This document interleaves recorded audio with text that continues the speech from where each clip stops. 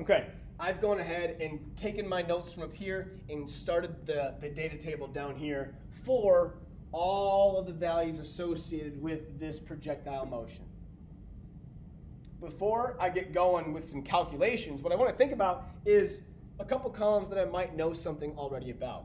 For example, it asks me for the acceleration in the y direction. Like, come on, I know what that is. If it's in free fall, this object is going up and there are no outside forces acting on it, I know that my acceleration in the y direction the entire time is negative 9.8 meters per second squared.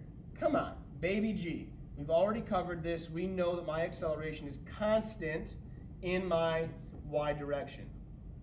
Let's fill that in for us.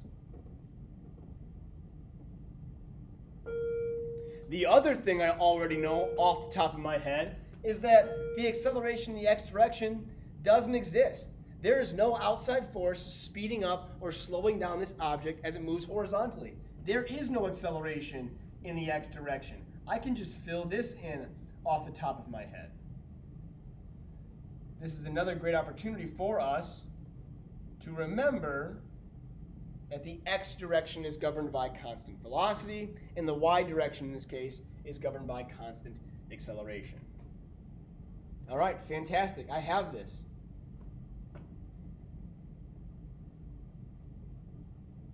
What's next? Let's figure this out.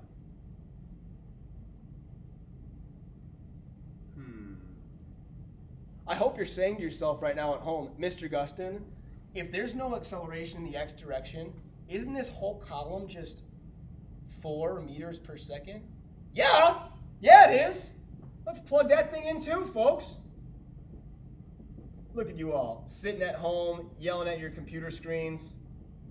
Love it. I'm almost done. This is amazing. All right, if I have my Vx and my Vy, don't forget, here, if this is my Vx component, Vx, my Vy component is a vertical velocity. If I have both of those, I can always calculate what my total velocity is because I know the Pythagorean theorem. In order to find velocity, we're always going to use Vx squared plus Vy squared. That will give me the velocity squared at any one of those points. Let's go ahead and do that. We'll do 4 and 2. My x velocity is 4 squared plus 2 squared, and the square root of that answer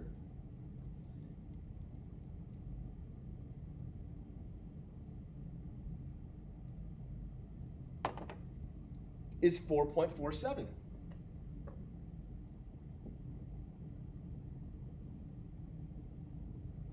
Still moving up. It's still moving in the upward direction.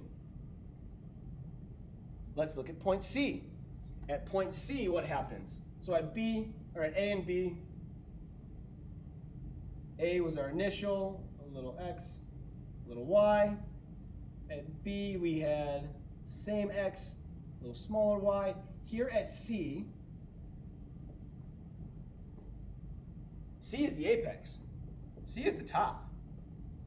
We know, because we wrote it above, at the top, my y velocity is 0 meters per second. It's not going up anymore. Is it still moving? Is the soccer ball still moving through the air? Duh, yeah it is. Of course it is. It's moving. It's moving though, not vertically.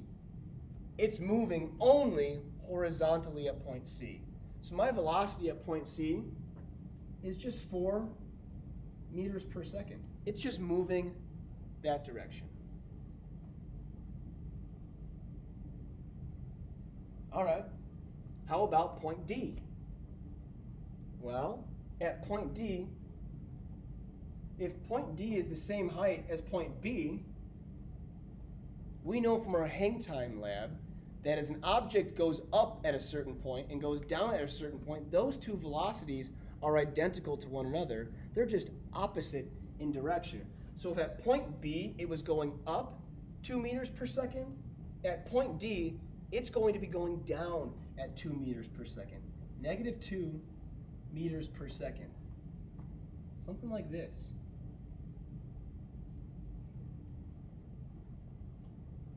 which means that my velocity is going to be negative 4.47 meters per second downward at this angle.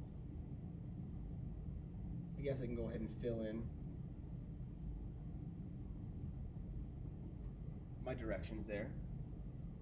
And the reason I know it's negative is because it is still moving forward with some horizontal velocity, the constant horizontal velocity, but it's also now moving downward. So I know it's coming back down at this angle. So I can call it negative 4.7. It's going in that direction. Lastly, in keeping with the same symmetry theme, at the very end, when it reaches point E is over here, the same height as point A when it first launched. I know that it's moving at negative 3.0 meters per second. Here's my triangle, downward. Here's my horizontal. Here's my vertical, downward at negative 3 meters per second. That means it must be moving downwards at 5.0 meters per second. I can even say it's like a super steep downward slope. That's the direction it's heading in. As for speed, I know you know that speed is only a magnitude. Speed does not include direction. So for speed, you would just say this is 5 meters per second, 4.47 meters per second, 4 meters per second, 4.47 meters per second, and 5.0 meters per second.